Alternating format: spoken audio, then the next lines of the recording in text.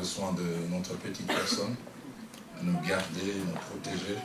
Et c'est lui aussi qui nous donne cette possibilité de nous retrouver ce soir au milieu de vous. La deuxième, c'est de dire un grand merci à mon frère, mon confrère, le pasteur Hugues, pour l'invitation. Je considère chaque invitation comme une appréciation.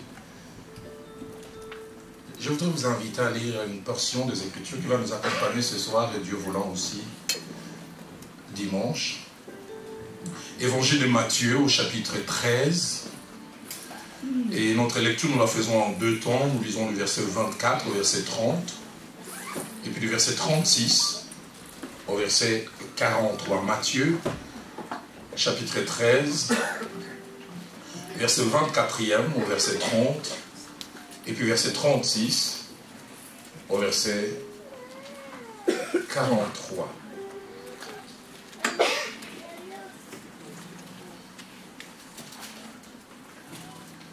Nous allons faire la lecture. Il leur proposa une autre parabole et il dit: le royaume de Dieu est semblable à un homme qui a sémé une bonne semence dans son champ. Mais pendant que les gens dormaient, son ennemi vint. Soulignez bien, c'est là, son ennemi vint.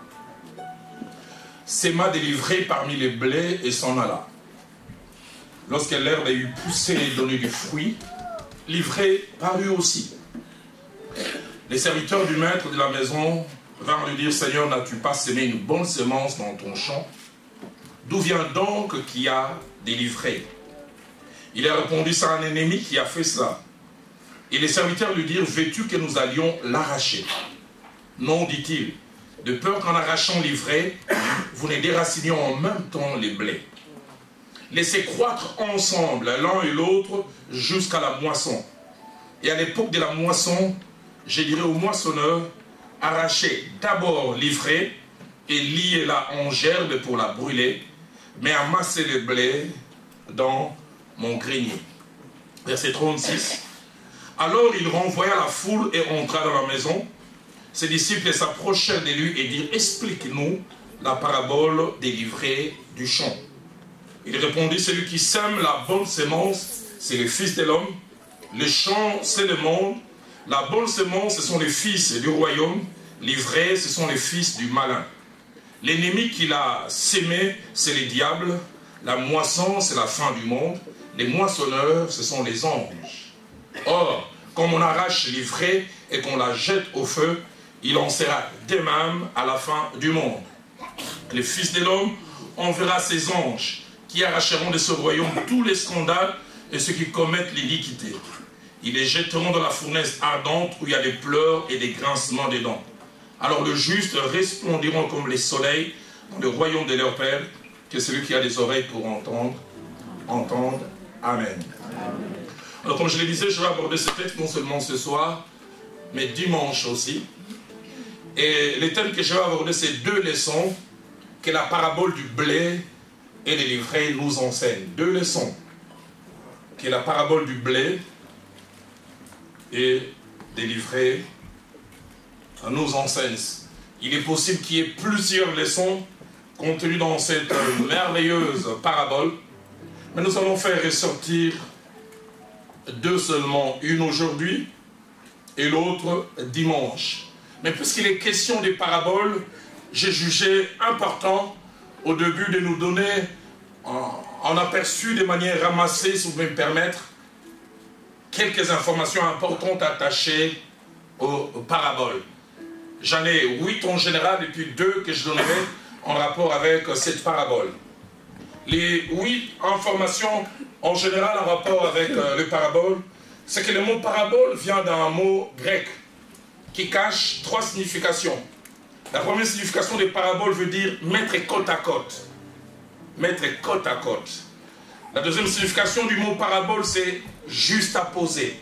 Mettre au-dessus d'une autre chose. Mais la troisième signification du mot parabole en grec, c'est comparer. Comparaison. Et les paraboles étaient en général une méthode d'enseignement qui consistait à partir d'images, de symboles ou des faits de la vie de chaque jour, avec un but et finalité expliquer des vérités spirituelles élevées. C'est-à-dire le but, c'est de partager des vérités spirituelles très élevées Non pas des faits de la vie de chaque jour, un peu comme les fables de La Fontaine, qui cachent en général des grandes leçons, mais l'on parle un peu des histoires de la vie de chaque jour. Dans Luc au chapitre 13, au verset 8, alors que Jésus-Christ est en face avec un certain nombre de gens, il veut leur expliquer ces rois, le royaume de Dieu, et dit, à quoi comparerai-je le royaume de Dieu? En fait, le but, c'est de parler du royaume de Dieu. Mais il dit, qu'est-ce que je peux prendre comme image pour leur faire comprendre c'est quoi le royaume de Dieu? Deuxième information, c'est que la Bible contient en général 45 paraboles. 45. Il y en a 5 dans l'Ancien Testament et 40 dans le Nouveau Testament. 45 paraboles. Troisième information, dans les 40 paraboles que nous trouvons dans le Nouveau Testament, il y en a 5 que l'on retrouve dans les 3 évangiles, Marc, Matthieu et Luc. 5 que l'on retrouve dans ces 3 évangiles. Il y en a 9 que l'on retrouve simplement dans Matthieu et dans Luc. Il y a un seul qu'on retrouve seulement chez Marc. C'est la parabole qui est dans Marc chapitre 4, versets 26 à 29. C'est la parabole du grain qui pousse tout seul. On le retrouve seulement chez Marc. Il y a 10 paraboles que l'on retrouve chez Matthieu seul. Et puis il y en a 15 chez Luc.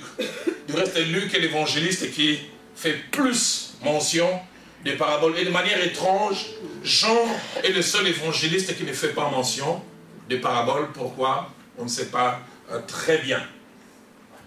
Quatrième information, c'est que les paraboles étaient la méthode attitrée d'enseignement de Jésus-Christ.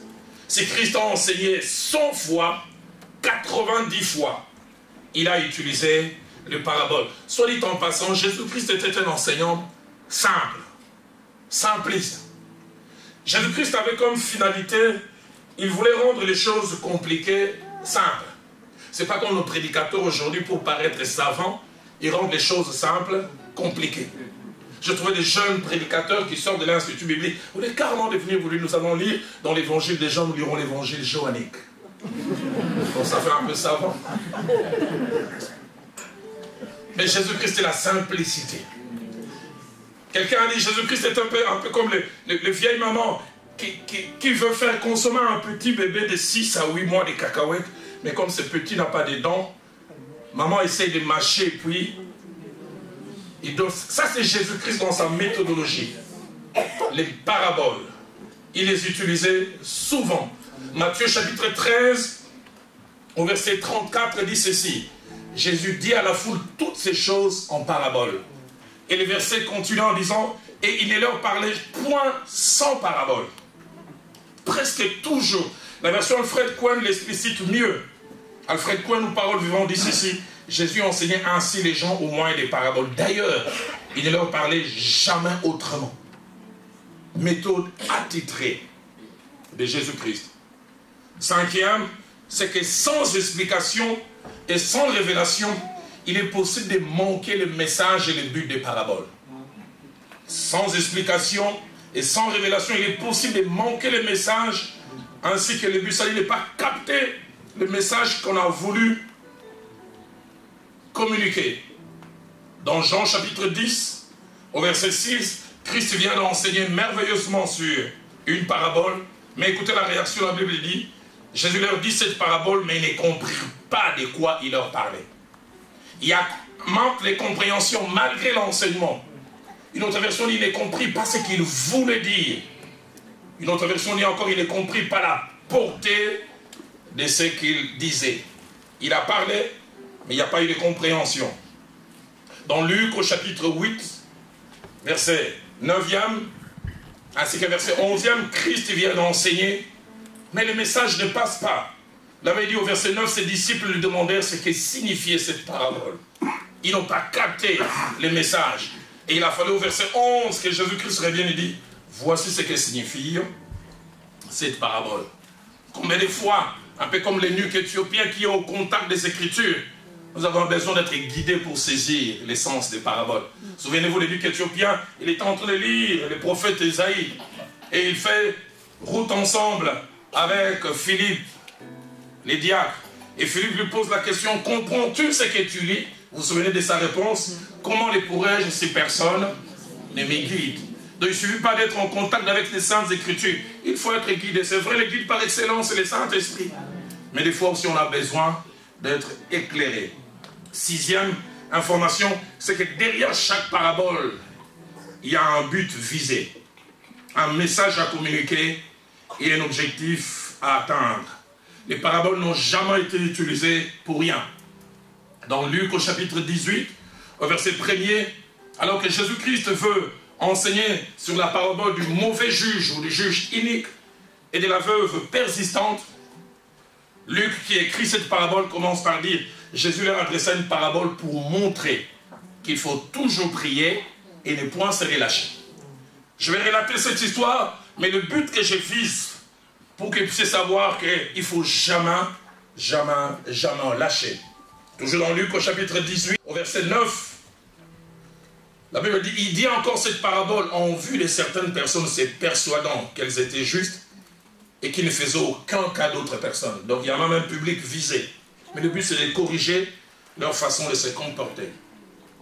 Septième information, c'est que les disciples de Jésus-Christ étaient des privilégiés qui avaient droit aux explications cachées des paraboles. Des privilégiés. Cela arrivait souvent de deux manières. Soit eux-mêmes prenaient l'initiative de poser la question: Seigneur, qu'est-ce que veut dire cette parabole?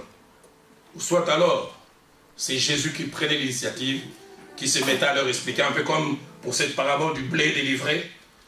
Sans cette explication de Jésus qui vient de montrer, voilà, la bonne sémence, ça veut dire ça, livrer, ça veut dire ça, la moisson, peut-être on ne capterait pas totalement ce message. Huitième information, c'est que les paraboles ont l'air très simples, mais elles ne sont pas à la portée de tout le monde, même si elles ont l'air très simples. Dans Matthieu chapitre 13, verset 9, ainsi que versets 10 et 11, Jésus-Christ finit d'enseigner, puis il dit que celui qui a des oreilles pour entendre, entende. Et la Bible dit, les disciples s'approchèrent de lui et dit: pourquoi leur parles-tu en parabole? Jésus répondit: parce qu'il leur a été donné, il vous a plutôt été donné de connaître les mystères du royaume des cieux, et cela ne leur a pas été donné.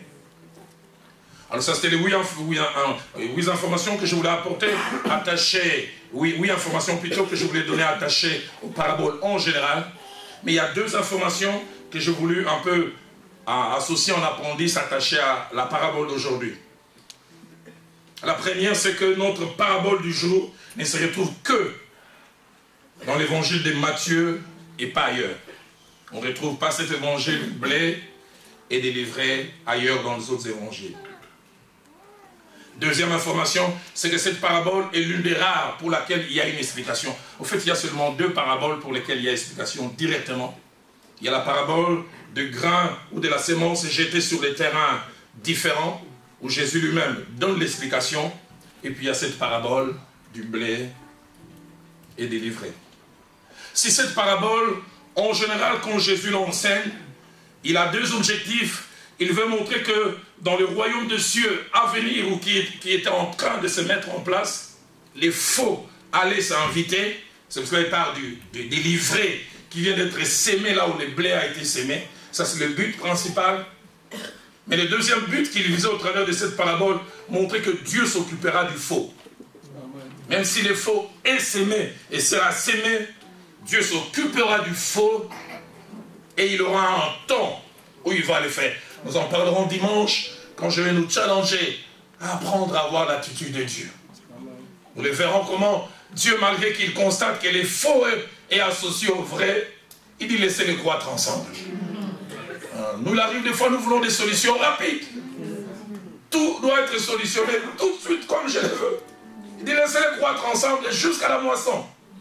J'ai un moment particulier, spécial, où je vais apporter solution à ces problèmes. Mais ce soir, c'est une autre direction que je vais prendre, ou du moins celle que l'Esprit a déposée dans mon cœur, attachée à cette parabole. Et même dimanche, je prendrai une direction un peu pratique, attachée à cette parabole, c'est qu'elle veut nous enseigner. Et la première leçon que cette parabole veut nous enseigner, c'est que sur le chemin de la vie, nous aurons des ennemis. Sur le chemin de la vie, nous aurons des ennemis. C'est-à-dire tout le monde ne va pas nous aimer, tout le monde ne va pas vouloir notre bien. Je suis né il y a bientôt 53 ans. Il y a 43 ans, je n'ai jamais oublié, j'avais 10 ans, mon père m'a appelé. Et il a dit au petit garçon que j'étais à l'époque, Roland, fais attention. Dans la vie, les gens sont méchants. Les gens sont mauvais. Et ce bout de chou que j'étais, j'ai regardé cet homme, je dis, qu'est-ce qu'il veut dire? La méchanceté, c'est quoi? Moi, mes amis, quand on leur donne des cacahuètes, ils viennent nous donner. Quand on leur donne des bonbons, c'est pas très doux. La méchanceté, c'est quoi? C'était simplement un mot. Il dit, les gens sont méchants, les gens sont mauvais. En tout cas, moi, je n'avais jamais rencontré des mauvais. Tous ceux que j'avais rencontrés, c'était des amis, on leur donne un beignet, ils viennent partager avec moi, biscuit, ils partagent avec nous. Mais j'ai grandi. Et c'est peut-être qu'il y avait beaucoup de cheval connus des érosions. Et je commençais à comprendre ce que cet homme voulait dire. La méchanceté. Les gens qui veulent du mal. Et Jésus relatant cette parabole, dit un homme avait semé une bonne semence dans son champ.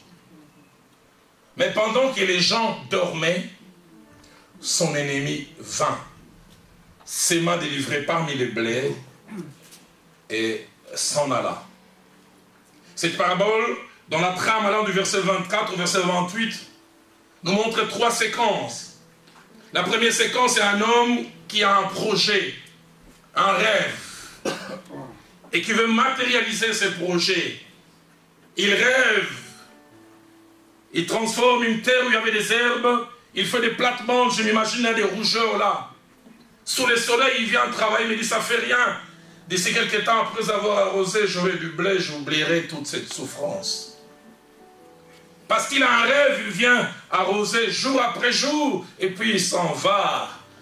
La deuxième séquence, alors que lui il a un rêve positif, il ne sait pas aussi qu'il y a quelqu'un qui a un rêve négatif. Quelqu'un qui a comme finalité, je vais détruire ce qu'il a fait. La Bible dit, pendant que les gens dormaient, lui il est en train de dormir, et peut-être même il rêve que son chat est en train de grandir. Quelqu'un est en train de réfléchir, comment vais-je faire pour détruire ce qu'il a fait. Et il vient, il fait ce travail. Et la troisième séquence que nous voyons, c'est la découverte de ce travail négatif fait par quelqu'un et les efforts de chercher comment solutionner. Ce soir, avant de toucher certains principes importants, je voudrais que vous et moi puissions noter ces 4 vérités. La toute première, c'est que sur le chemin de la vie, nous aurons des personnes qui auront comme objectif de contrecarrer nos plans, nos projets, les empêcher d'aller jusqu'au bout, les empêcher de réussir. Pourquoi? Parce qu'ils ne nous aiment pas et ne nous portent pas à cœur. Nous n'avons aucune idée des gens qui ne rêvent que d'arrêter ce que nous sommes en train de faire. Nous n'avons aucune idée des gens qui ne pensent que nous faire du mal. La deuxième vérité, c'est que sur le chemin de la vie, nous rencontrerons des gens prêts à investir leur temps, leur énergie, leur intelligence et même leurs moyens financiers pour nous faire du mal. Prêts à mettre temps, intelligence, énergie et même moyens financiers pour nous faire du mal. Troisième vérité, il y a des gens sur les chemins de la vie qui feront de notre souffrance ou de notre tristesse leur sujet de joie. Vous n'avez aucune idée des gens pour qui, quand ils vous voient pleurer, eux, ils savent les champagnes. Vous ne réussissez pas dans cette affaire, oh! J'ai jamais oublié, c'est la première fois que j'ai découvert la méchanceté parmi les chrétiens. J'ai dirigé la jeunesse de notre église en 93, et puis un jeune homme est venu des États-Unis. Il a aimé une jeune sœur de l'église, 24 ans. Et tout est allé très vite en moins de 6 mois. Le projet a été enclenché pour que la jeune fille rejoigne le monsieur aux États-Unis. Pensez-y, en Afrique, à Kinshasa, tout le monde rêve de passer de 2 à 4 saisons. C'est la première fois que j'ai assisté à la remise d'une bague de fiançailles. Et j'ai vu comment c'était beau. Et j'ai vu comment les jeunes filles regardaient avec envie quand on donnait à l'autre. Je les ai entendus dire en lingalango. Ça dit, elle a eu. Et puis juste un mois avant que l'histoire ne soit concrétisée, j'ai jamais su très bien ce qui s'est passé. Les garçons ont changé la vie. J'oublie pas ces jours-là quand on a annoncé. J'ai vu 2 jeunes filles qui l'ont pensé, tout le monde savait qu'elles étaient amies à l'autre. J'ai entendu l'une réagir. J'essaie de traduire en lingala, puis je reviendrai en français. L'autre a dit à son ami, Nzambalalaka.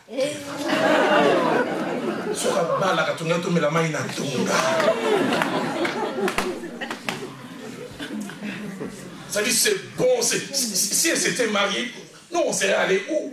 Bon, les mains, là, c'est en français.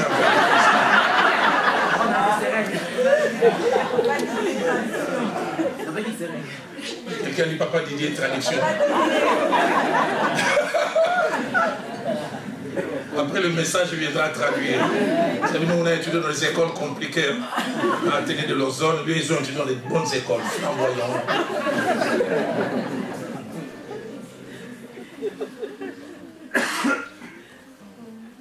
Quelqu'un souffrait, mais quelqu'un d'autre s'est réjoui. C'est étrange.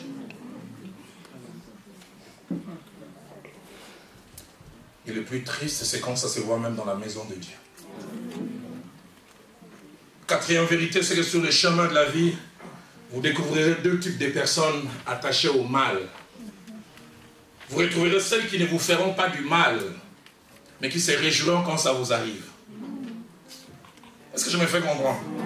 Ces personnes ne vont rien faire. Pas d'acteurs actifs. Mais quand ça vous arrive, ils se réjouissent. Mais deuxièmement, vous retrouverez ceux qui sont prêts aussi à agir eux-mêmes. Ils ne se limitent pas à souhaiter que le mal vous arrive. Ils y participent. Et Jésus-Christ, en enseignant, il parle d'un homme qui pense à faire de bonnes choses, mais il parle aussi d'un autre. Et le plus étrange, et j'aimerais faire ressortir ces choses, Jésus nomme cet acteur négatif. Il appelle ennemi. Quand on découvre, il dit, un ennemi a fait cela. Il appelle ennemi. Le mot ennemi, ici utilisé, dans sa racine en grec, veut dire 4 choses. Veut dire, celui qui ne nous aime pas. J'aimerais te dire, il y a des gens qui ne t'aiment pas.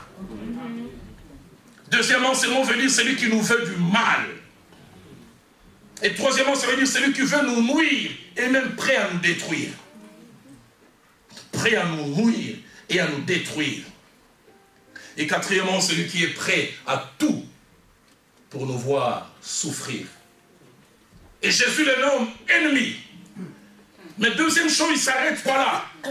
Il ne dit pas un ennemi. Il associe cet ennemi à nous. Il dit pendant qu'il dormait, il dit son ennemi. Aide-moi à dire à ton voisin, tu as des ennemis. Et viens vers lui, tu dis surtout toi, tu en as beaucoup. Jésus ne dit pas un ennemi, il dit son ennemi. Possessif. Cet ennemi est attaché à toi. Son but, c'est ton mal, ta souffrance. Et la troisième chose que ce texte fait ressentir, c'est le timing de l'action. Le timing de cette action mauvaise. Bizarre, il ne fait pas ça la journée. Il n'annonce même pas comme la méthode. Demain, je vais venir à 20h. Et je vais détruire pendant que les gens dormaient. Il veut passer inaperçu. Il veut simplement venir déposer le mal et que les gens pensent que tout est normal pendant que les gens dormaient. Mais quatrième chose, c'est l'utilisation de l'intelligence au service du mal. C'est un méchant intelligent. Quand on était petit, on suivait un film, je ne sais pas si les gens de ma génération un peu, qui était intitulé 11 pour une coupe. Il y avait un monsieur qui s'appelait l'infâme Fielloc, qui disait il est diaboliquement génial. Donc il est génie, mais dans le mal, l'infâme Fielloc. un être bizarre. Lui, il réfléchit, mais dans le mal. Et c'est un peu ce personnage, cet ennemi. Deux choses montrent son intelligence au service du mal. Premièrement, le choix du grain qu'il choisit. Il ne choisit pas n'importe quoi, il choisit l'ivraie. Ceux qui ont fait des études en agronomie disent dans les 3/4 du temps de croissance de l'ivraie, l'ivraie est difficile à distinguer du blé. Donc au départ, quand ça commence à croître, on a tendance à croire que c'est les blés. Mauvais mais réfléchi. Les gens de chez moi, ils diront un bouliste.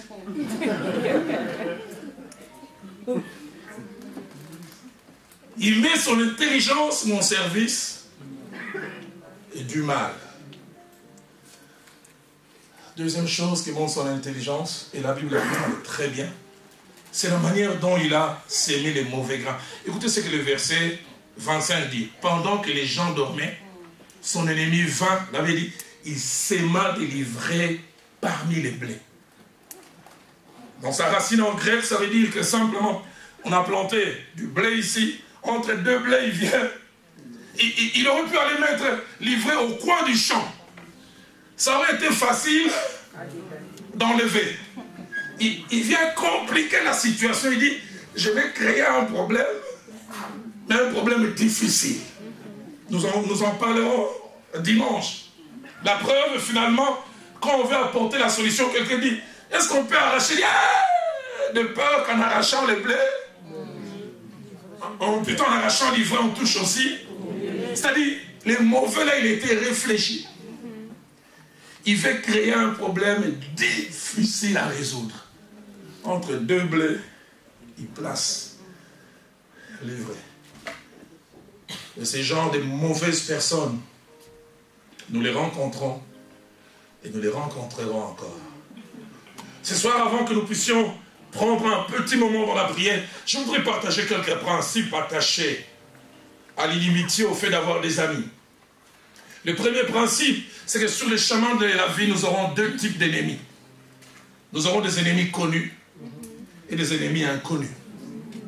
Les ennemis connus sont des ennemis qui font la publicité sur l'inimitié. Ils te disent, toi, je t'aime pas.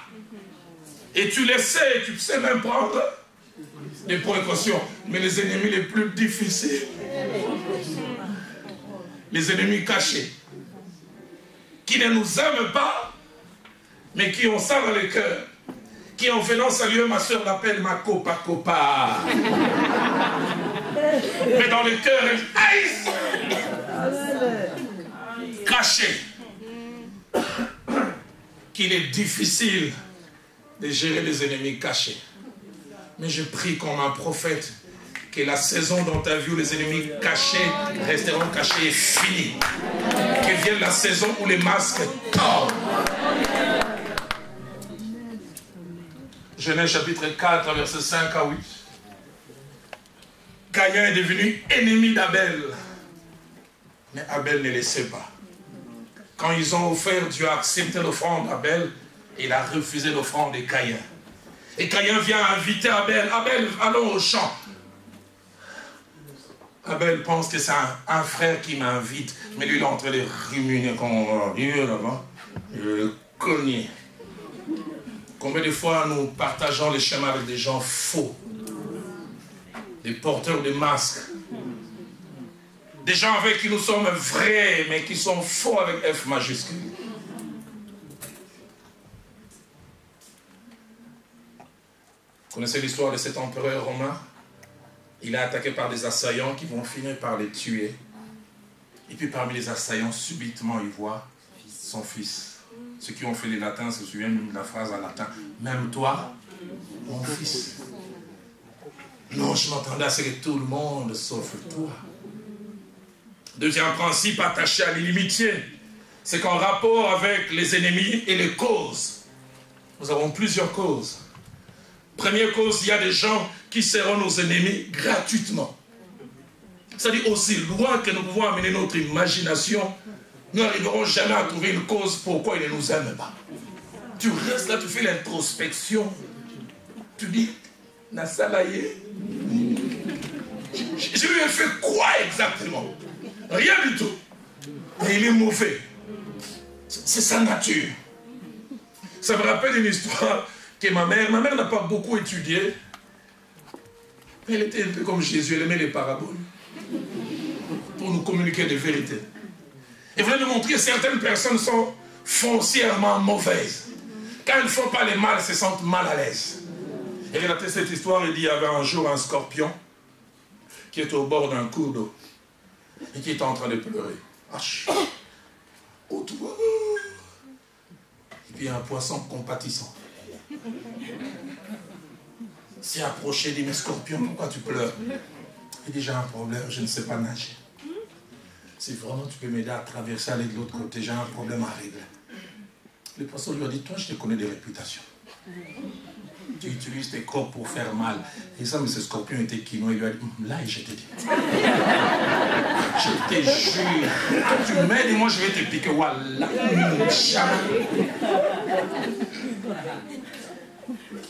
Les poissons ont insisté. Le scorpion a dit, je t'ai dit, je te promets, je m'engage. Allez, monte sur mon dos. Et puis les voilà juste au milieu du cours d'eau. Alors que tout s'est passé bien, les poissons ont entendu encore les pleurs revenir. Oh. Et tu pleurais de l'autre côté parce que tu avais besoin d'aide. Il dit, mais pourquoi tu pleures encore? Le scorpion lui dit, si je te dis ce que je ressens, tu ne vas pas me croire. Il dit quoi? J'ai envie de te piquer. Mais tu m'avais promis, prie pour moi, c'est plus fort que moi. Et juste avant qu'il les traverse, il a piqué. Il y a des gens qui sont foncièrement. Leur profession, c'est le mal. Dans Psaume 35, au verset 7, David déclare, car sans cause, ils m'ont tendu leur filet. Il ajoute encore, ils m'ont creusé un trou pour monter la vie. Psaume 109, au verset 3, David ajoute, ils m'environnent d'un discours haineux et ils me font la guerre sans cause. Deuxième, toujours attaché aux causes, il y a des gens qui seront nos ennemis pour des raisons que eux seuls connaissent. Nous ne connaissons pas, eux savent. Des raisons qui n'existent que dans leur imagination. Ce que vous faites les dérange. Ils sont jaloux de vous. Ils auraient voulu avoir ce que vous avez. Ils auraient voulu être ce que vous êtes. David vient de sauver toute une nation, mais de sauver aussi la royauté de Saül. Et les deux rentrent naïvement au pays. Les deux découvrent cette chorale que David n'a ni monté ni recruté des gens. Il découvre même un chant que ni David ni Saül n'ont composé. Saül a tué ses 1000 et David a tué ses 10 000. Écoutez ce que ma Bible dit dans Samuel 18, versets 8 à 9. Saül fut très irrité, cela lui déplut. Et Saül regarda d'un mauvais œil David à partir de ces jours et dans la suite. Qu'est-ce que David a fait? Et c'est moi qui ai composé les chants. Et il ajoute, il ne lui manque plus que la royauté. Il est tellement mauvais qu'il voit déjà très loin. Et ça commence par les chants, puis on va m'arracher ce que j'ai. Vous serez étonné des gens qui ne vous aiment pas pour les raisons qu'il y a dans leur tête.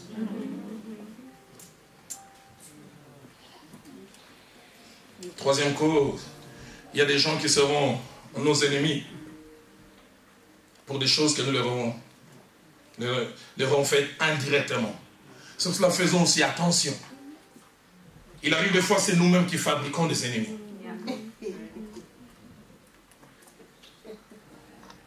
Tu vas rapporter une histoire à gauche vers la droite. Tu vas critiquer quelqu'un. Et puis voilà, subitement, cette personne qui était autrefois gentille change et change radicalement. Genèse chapitre 37, versets 2 à 3. Joseph, quand il est avec ses frères, il est silencieux. Mais il rapporte tout ce que ses frères disent à papa. Quand il se lance en train de critiquer papa, un peu comme s'il parlait de Roland Dallot. Tu as vu la tête des papas, c'est vraiment l'aéroport. C'est Ruben qui parle. Et papa n'est pas là. Et le soir, quand il rentre à la maison, papa appelle Ruben. Ruben, viens. Ma tête est comme l'aéroport. Mais ces choses, il les avait dit entre eux. Joseph est la calme comme s'il n'est rien. Et finalement, ils apprennent que c'est... Le but, c'est quoi? Qu'on m'aime plus. Et la Bible dit, il est pris en haine que d'adversité des fois et d'inimitié que nous créons nous-mêmes. Et quatrième cause, il y a des gens qui ne nous aimeront pas parce que nous dérangeons leurs intérêts. Ils estiment que ce que nous faisons les dérange, leur prennent des choses. Dans Jean chapitre 11, versets 47 à 50, Jésus se met à enseigner et les gens viennent chez lui en grand nombre. Et les Sanhédrins se réunissent. Il dit, il est dans votre intérêt qu'un seul homme puisse mourir pour l'intérêt du peuple. Pourquoi? Parce que les synagogues s'est vidées. Les temples avaient baissé en offrande. Et ils savaient que c'était à cause de Jésus. Actes des Apôtres, chapitre 16, au verset 19, nous parle du propriétaire d'une jeune fille qui devinait des choses, mais possédée par des esprits mauvais. Et ces esprits mauvais les poussaient à être, allez, source d'intérêt pour un couple. Mais le jour où il rencontre Paul et Silas qui font sa délivrance, la Bible dit, les maîtres de la servante, voyant disparaître l'espoir de leur gain, se saisirent de Paul et Silas et les traînèrent sur la place publique devant les magistrats. Ah, des gens, des fois, nous ferons de nous leurs ennemis parce qu'ils estiment que nous leur faisons du mal, nous touchons à leurs intérêts. Troisième principe, en rapport avec les sources ou les directions, il y a deux sortes d'inimitié ou d'ennemis. Premièrement, il y a des gens qui seront nos ennemis sans que nous soyons les leurs. C'est-à-dire, ce sont eux qui nous considèrent ainsi, qui nous veulent du mal, mais pas nous. Et je prie qu'en tant que bons chrétiens, que nous soyons de cette race-là. Si quelqu'un veut faire de toi son ennemi, que ce soit lui. Mais tu n'es pas obligé d'être l'ennemi de ton ennemi. J'aime ce merveilleux passage dans Samuel chapitre 24, versets 11 à 12. Puis verset 19 à 20. Saül est quasiment à la merci de David. Et David, au lieu de lui faire du mal, il coupe simplement les pans de son vêtement. Et puis écoutez ce qu'il lui dit. Tu vois maintenant de tes propres yeux que l'Éternel t'avait livré entre mes mains dans la caverne. On m'excita à te tuer, mais j'étais épargné. Et j'ai dit, je ne porterai pas la main sur mon Seigneur, car il est loin de l'Éternel. Qu'est-ce que David était spirituel? Je me demande, moi, Roland, d'aller à la place de David, est-ce que je l'aurais appelé encore loin de l'Éternel? Sûrement, je l'aurais appelé autrement. Et puis il ajoute, reconnais qu'il y a dans ma conduite ni méchanceté, ni révolte, et que je n'ai point péché contre toi. Il dit, et toi, tu me dresses des embûches pour m'ôter la vie. Et j'aime le verset 19 à 20, quand Saül réagit, écoutez ce qu'il dit. Tu manifestes aujourd'hui la bonté avec laquelle tu agis envers moi. Puisque l'Éternel t'avait livré entre tes mains et tu ne m'as pas tué. Et il ajoute au verset 20, il dit, si quelqu'un rencontre son ennemi, le laissera-t-il poursuivre? Il est étonné, j'étais entre les mains de David. Mais pourquoi David ne m'a pas traité ainsi? Il a compris que c'est lui qui faisait de David son ennemi. Moi, aux yeux de David, il n'était pas son ennemi. Et il s'est mis même à le bénir. Que l'Éternel te récompense pour ce que tu m'as fait en ces jours. Mais deuxièmement, il y a des gens pour qui il y a une inimitié réciproque. Ils ne nous aiment pas, mais malheureusement aussi, nous tombons aussi dans les pièges de ne pas les aimer. Quatrième principe, l'inimitié n'est jamais cachée indéfiniment. Si quelqu'un ne nous aime pas, même s'il a pris des cours d'arsenic à Hollywood ou à Nollywood, ça finira par soigner. Quelqu'un qui ne vous aime pas, ça finit toujours par ressortir. Genèse 37, verset 4, parlons des frères de Joseph, il dit, il est pris en haine et il ne pouvait lui parler avec amitié. Pourquoi? Parce que ce qu'il y avait dans les cœurs finissait par sortir. Joseph pouvait venir calme, maman dit, Ruben, qu'est-ce qu'on va manger aujourd'hui? Laisse-moi! Je n'ai fait que demander qu'est-ce qu'on va manger. Lévi, papa, il a dit, il faut demander à quelqu'un d'autre. David dit, il est pris en haine. Et il ne pouvait lui parler avec amitié. Dans Luc chapitre 6, verset 45, Jésus-Christ dira, de l'abondance du cœur, la bouche parle. Ce qu'il y a pleinement dans le cœur finit toujours par ressortir. 2 Samuel chapitre 13, verset 22, Absalom ne supporte plus Amnon, son frère, qui a abusé de sa sœur. Il avait dit, Absalom n'est parlant ni en bien, ni en mal avec Amnon, mais il est pris en haine. Une autre version dit, Amnon, plutôt Absalom, ne dit plus un mot à Amnon. Une autre version dit, il ne lui parla plus, car il est détesté. Là, il y a une inimitié, ça ne se cache jamais. Des fois, nous sommes naïfs. Nous ne voyons pas et nous ne voulons pas voir. Tous les symptômes de quelqu'un qui ne nous aime pas sont là. Mais nous ne voyons pas. Cinquième principe, c'est que l'inimitié ou le fait d'avoir des ennemis ne convient pas aux saints. Ne convient pas aux vrais enfants de Dieu. Si nous sommes des vrais enfants de Dieu, que quelqu'un d'autre ne nous aime pas, que quelqu'un d'autre nous souhaite du mal, que quelqu'un mette son intelligence à force au service du mal, mais il est anormal que nous fassions la même chose. Amen. Dans Ephésiens chapitre 4, verset 31, l'apôtre Paul déclare des choses qui ne doivent pas être nommées parmi les saints. Et parmi ces choses, l'animosité et la méchanceté. Dans Galates chapitre 5, au verset 20, Paul présente les inimitiés ainsi que les querelles parmi les fruits de la chair. De Timothée chapitre 2, verset 24, Paul encourage les serviteurs de Dieu à ne pas avoir des querelles. D'autres versions disent à ne pas avoir des conflits et des disputes. J'aime Romains 12, verset 18, quand l'apôtre dit s'il est possible, et autant que cela dépend de vous, soyez en paix avec tous les hommes. Autant que cela dépend de vous. Sixième principe, je vais petit à petit vers ma conclusion parce que je voudrais tout à l'heure qu'on ait quand même du temps pour prier. C'est que l'inimitié n'a pas qu'un seul visage. L'inimitié n'est pas que physique ou naturelle. L'inimitié peut des fois être spirituelle. Nous pouvons avoir des ennemis, mais qui utilisent des moyens spirituels pour nous faire du mal. Ils peuvent ressentir des choses physiques, émotionnelles, mais ils utilisent des moyens spirituels. Dans Samuel chapitre 17 au verset 43, alors que Goliath veut affronter David, avant qu'il y ait les combats physiques, il avait dit il est maudit par ses dieux.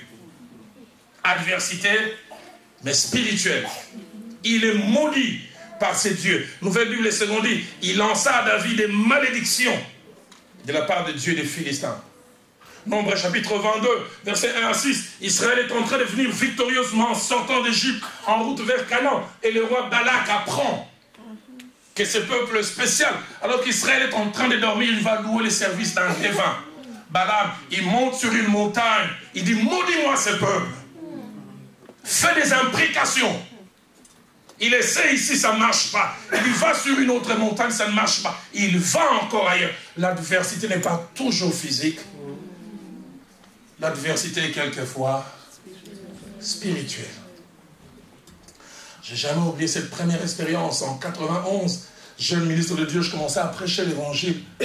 C'est là où j'ai découvert les combats spirituels. Nous habitions avec un groupe d'amis la parcelle de la borne et nous avions un petit studio. Nous dormions en 4. Kalika, il était un peu gros au coin. Noé qui était aussi un peu gros à l'autre coin. Moi à côté de Kali. Et Mozart, puis on était en 4, toujours. Je suis allé apporter un enseignement de 5 jours sur la démonologie. J'ai jamais oublié le 4e jour, c'était un vendredi. J'ai chassé les démons comme jamais. Et je viens dormir, après avoir prié. De 0h à 5h, je me battais avec une main qui rentrait par la fenêtre, qui venait m'étendre. Quand je disais au nom de Jésus, ça rentrait.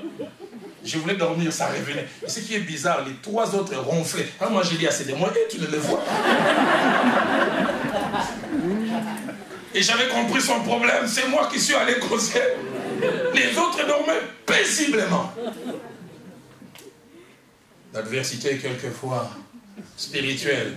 Mais j'aimerais dire, à adversité spirituelle, réplique aussi spirituelle. Il arrive quelquefois l'adversité spirituelle, nous utilisons des moyens physiques. David dit, nous n'avons pas à combattre contre la chair et le sang, mais contre les principautés, contre les puissances de domination. Apprends à utiliser les armes spirituelles. Et ces armes sont fantastiques.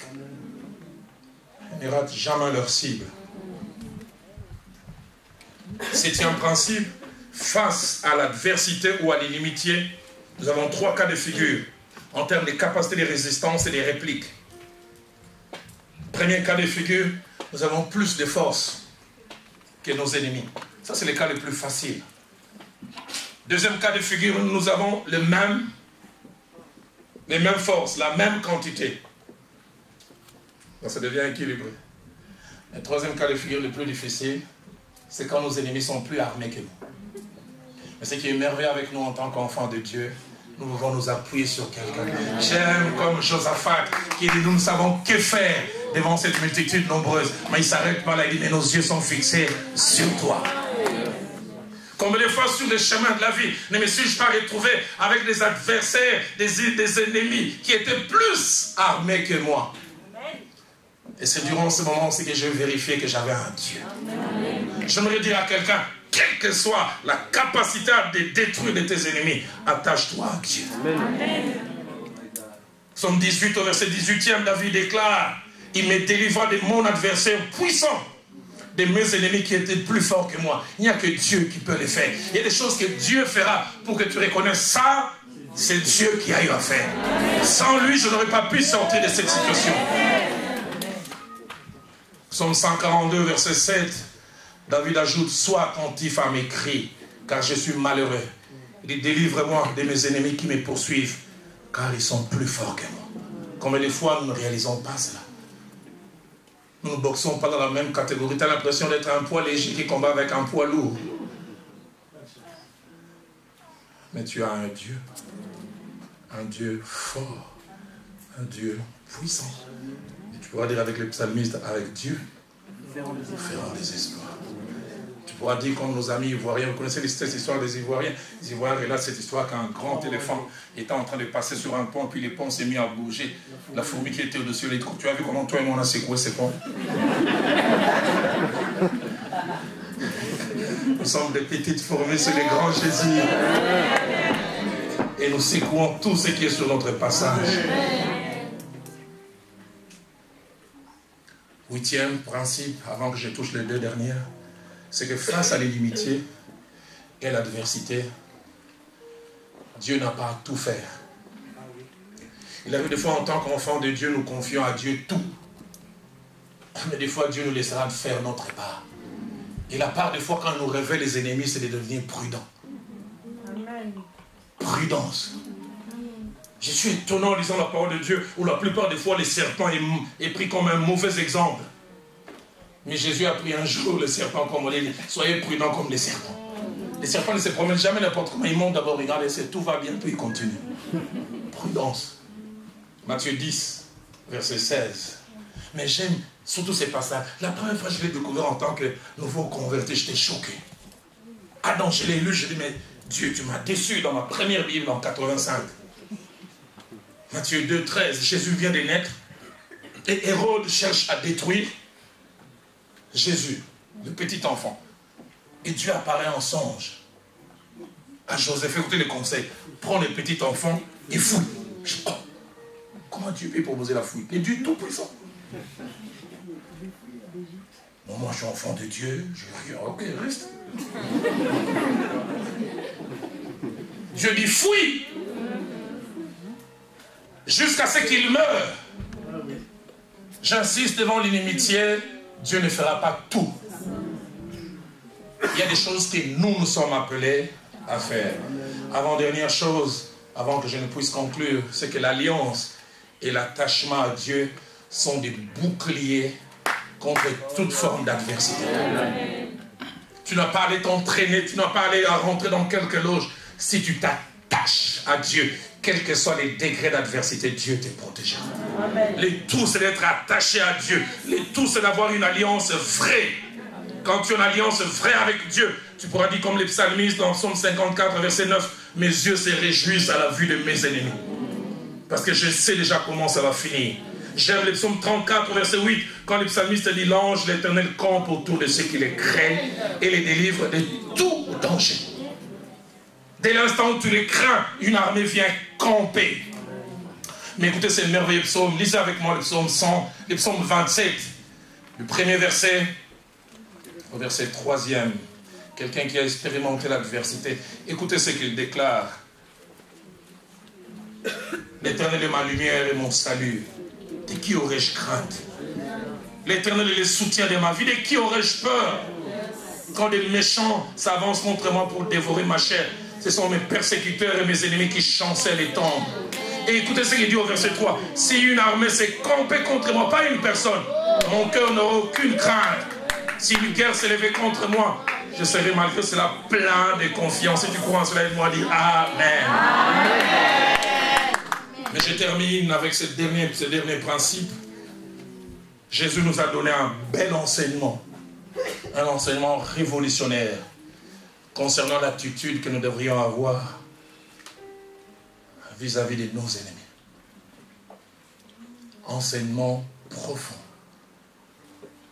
Au travers de cet enseignement, il nous impose une attitude que nous ne pouvons pas avoir naturellement. Une attitude que certains estiment comme étant de la faiblesse. Ceux qui sont sans Dieu se demandent, mais qu'est-ce qui se passe? Cette attitude, nous l'avons dans l'attachement à Dieu. Dans Matthieu chapitre 5, au verset 43 et jusqu'au verset 48, il commence d'abord par relater l'ancienne loi. Une loi qui s'est rabaissée à notre niveau, à nos humains. Il dit, vous avez appris qu'il a été dit, tu aimeras ton prochain et tu haïras ton ennemi. Oh, la loi ancienne était compréhensible. Ton prochain, aime-le, celui qui est gentil avec toi. Mais ton ennemi, tu peux aussi les haïr. Oh, mais écoutez, Jésus est révolutionnaire. Mais moi, je vous dis, aimez vos ennemis. Il ne dit pas supportez-les. Il dit aimer. Aimer veut dire éprouver des sentiments d'affection. Bénissez ceux qui vous maudissent. J'entends quelqu'un dire, pasteur là, il faut bien. Faites du bien à ceux qui vous haïssent. Et priez pour ceux qui vous maltraitent et qui vous persécutent. Verset 45.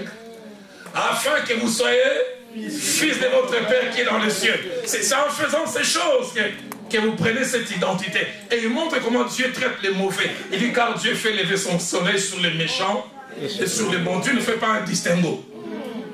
Toi petit méchant, pas de soleil pour toi. Pas de pluie chez toi. Tout le monde. Et il fait pleuvoir sur les justes et sur les injustes. Et écoutez comment Jésus les challenge. Vas-y jusqu'au verset 48, 46 d'abord. Si vous aimez ceux qui vous aiment, quelle récompense méritez-vous? Les publicains n'agissent-ils pas de même? 47. Et si vous saluez seulement vos frères, que faites-vous d'extraordinaire? Les païens aussi n'agissent-ils pas de même? Mais ils terminent en disant, soyez donc parfaits. Je voudrais ce soir nous inviter à baisser nos têtes dans la prière. Il y a ces cantiques d'autrefois qui viennent dans mon cœur. Je ne sais pas si les amis de la chorale pourront m'aider à les chanter. Oh Seigneur, tu vois mes ennemis et tous ceux qui se lèvent contre moi. Il y a ceux qui disent de moi plus de salut pour lui en Dieu. Mais toi mon roi, toi mon bouclier, Dieu ma gloire, tu es ma gloire, tu relèves ma tête. Oh mais toi mon roi, toi mon bouclier, Dieu ma gloire, tu es ma gloire, tu relèves ma tête. Mais toi mon roi, toi mon bouclier, Dieu ma gloire, tu es ma gloire. Je voudrais qu'on les refrains encore. Oh Seigneur, tu vois mes ennemis. Oh Seigneur, tu vois mes ennemis. Et tous ceux qui se lèvent contre moi. Ceux qui se lèvent contre moi.